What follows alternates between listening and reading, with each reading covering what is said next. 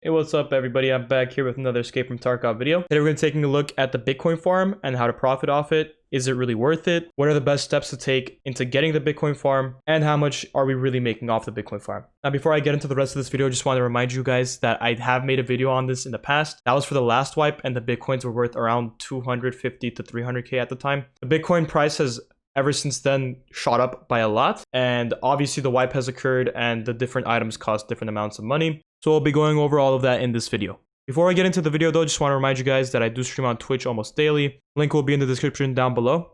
I answer questions for newer players and help out newer players and intermediate players. Also, we have a pretty decent time in there. Y'all are just looking for something to run while y'all are in your raids, have some fun. That's always there. So I hope to see you all there. Also, if this video helps y'all out, be sure to drop a sub and like. I drop guide videos like these all the time and try to help out the community as much as I can. So be sure to stay tuned for more videos like these. Alright, with all that out the way, let's get straight into the video. So the first thing I wanted to point out is right now the Bitcoins are sitting around 500k. They're sitting a little above the 500k mark. As you guys can see, 520k. Actually gonna be selling all these right here in front of you, making around 2.09 mil. There we go, I'm up to 4.8 mil now.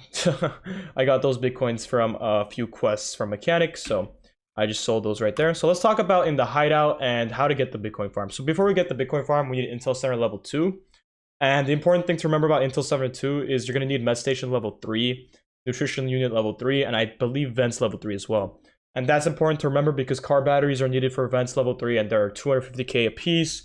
Med station, you need a Ledx, which is around 1 mil on the flea market right now, as you guys can see here. You also need a thaloscope. I believe they're around the 100k mark. Yeah, right there. And you need these Selene solutions, I think they're called Selene solutions, for around the 90 to 80k mark. Now, I would recommend finding the Ledx in raid instead of buying it, and that's only because, you know, I don't think it's that rewarding just buying the Ledx. Also, it's a lot more profitable if you buy the keys you need for the Ledx, and you can possibly find more than one Ledx, or get it for your therapist quest you're going to be needing for the thick items case. Now, I'll be making a shoreline guide in the future very shortly for Ledx farming, but I will recommend a few keys right now. I recommend the 226 key or the 222 key. They're both interchangeable from East Wing. I also recommend the West Wing 301 key sitting around the 600k mark. You know, these keys do cost around 500 to 600k, but it is cheaper than buying a Ledx, and you have a chance of farming it for more than one Ledx and possibly profiting more money off of it. And I'll be making a video about shoreline profit in the future, so be sure to sub and stay tuned for that. But that's a topic for a different video. With that being said, I would recommend farming the Ledx's and the car batteries as well. Try to get like 2-3 car batteries, and if you're impatient, you can buy the 4th one for the vents. For the lavatory, you're going to need corrugated hoses. That's why I'm upgrading these. You need 6 corrugated hoses, and the reason why you need level 3 lavatory is for your level 3 nutrition unit. You know, I would recommend buying the nutrition unit straight up because these are pretty cheap. The sodium bicarbonates are only like 30k, and the coffees are around like the 10k mark, as you guys can see here. So that's pretty cheap. That's not really much to worry about. The main thing I'd say you need to worry about is the vents and security level 3 as well. You know, everything else pretty much goes into play. You're going to be upgrading those in general. My tips are actually far different than last wipe's tips. Last wipe, I said you could just buy all the items straight up. But this time around, I really encourage you guys to look in raid for certain items. As you guys can see here in the lavatory, you can actually make corrugated hoses, so you won't be needing...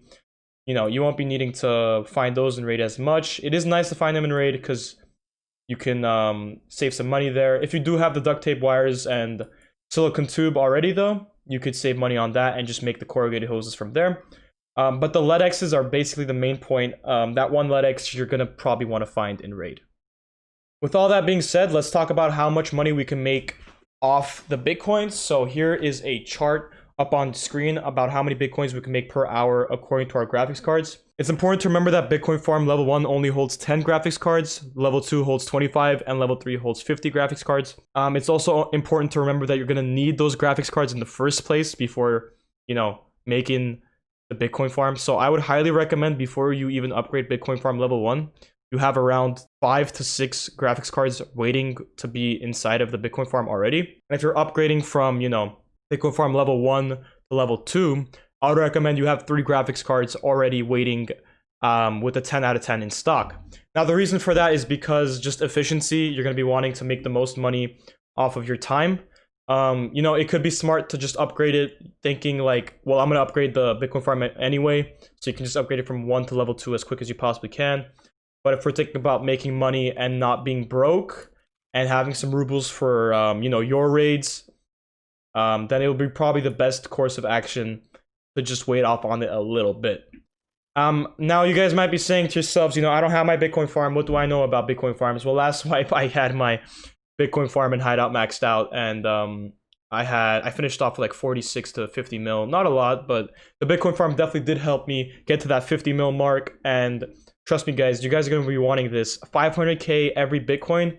As you guys can see with the chart that I showed off already previously, you know, you're gonna be making those Bitcoins pretty fast. Each time is 500k. Sure, you're gonna be needing to use your generator, but let's not forget, we can also use solar power. That'll make the gas a lot cheaper. And let's not forget, from Jaeger, we can buy the gas canisters for around 90k. So that will also be cheap compared to whenever the prices of the flea market inflate. Right now, the fuel for the metal fuel tank is sitting around 40k. Expeditionary is sitting around 42k. The reason why Expeditionary is so high is because you build it with the magazine case. But if you're using it purely for fuel purposes, I would recommend buying this here metal fuel canister. Once the prices inflate, then you're going to be needing to buy it from Jaeger, because I remember last wipe they're around 130k and it was costing a lot of money to people. But yeah, I hope this short little guide video helped y'all out. Just make sure to find all of those little hideout items as much as you can in raid before you start buying them, because you don't want to go broke before you build your Bitcoin farm. And remember, these Bitcoins can make you a lot of money. So happy hunting. I hope you guys had a good one with this video. Hope it taught y'all something, and I'll see y'all in the next one. Peace out.